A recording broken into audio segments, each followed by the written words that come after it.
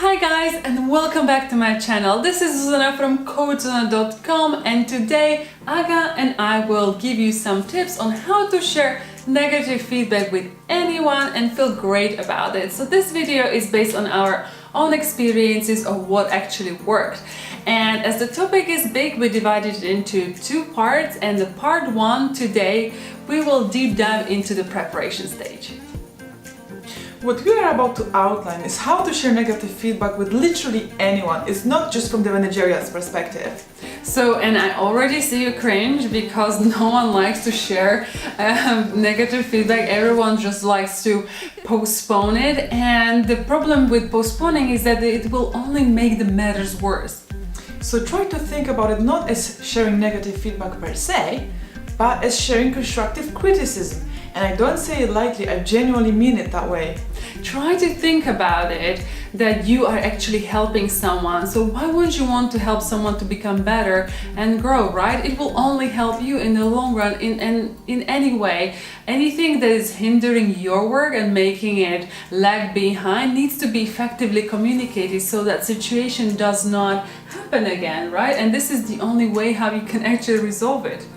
And I totally get why some of you might get, stressed out or worry about it. It's because first of all, it's not easy. You want to be liked and you want to maintain your reputation as a nice person. So you're afraid that sharing negative feedback will ruin the relationship you build with people, and that it might turn into an argument, or you might even need to use some of the controversial words.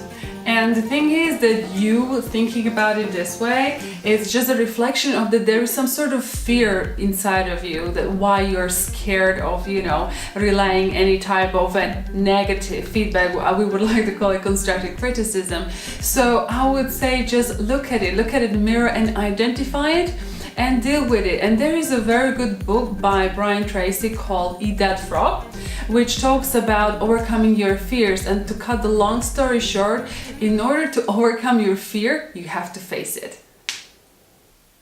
Another part of the preparation stage, and the one thing that will help you the most in the long run, is to build positive relationships with people. So I realize this is something that takes time to build. It doesn't happen overnight, but think about it. Who are you more likely to listen to? Somebody you trust and appreciate, or someone you don't? And show people that you have a genuine interest in them doing a great job. So be the person that they can trust, right? So when you actually trust someone, you will even start seeking out the feedback yourself. But if you are the trusted person, it will be much easier for them to receive the feedback as opposed to someone who they don't trust and they don't hold in high regard. And the last point, which is very important to me, as I'm never afraid to ask for help because it helps, is to consult someone. So if you know anyone who is good at passing that type of feedback, whether it's in your personal life or at work, ask them, discuss the situation with them. If you don't, alternatively, you could hire a coach and work with a coach in that. So whenever I need to have that type of a conversation and I know it's going to be stressful and difficult, I tend to discuss it with Zuzana first. And I can only tell you that it's so helpful, and it's taking the burden off my shoulders. I go to a meeting well prepared and I know exactly what to say and how to say it. To sum up, sharing negative or constructive criticism, as I'd like to call it, is always a nerve-wracking experience, but it doesn't have to be if you actually prepare well for it.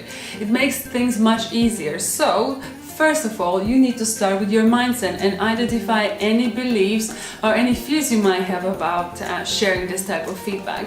Second of all, you need to build positive relationship with people, so it's much easier for you to do and be that person that people can actually trust. It will make things just 100% much easier for you. And last but not least, if you're struggling, look at someone, either hire a coach or look at a friend or family member, someone that you genuinely consider in high regard in terms of them sharing effective feedback. And always remember to use the right language and you're good to go. This is it, you guys, for this week's video. This video was all about preparation for sharing negative feedback. Now, remember, preparation is the key to success. So always prepare well.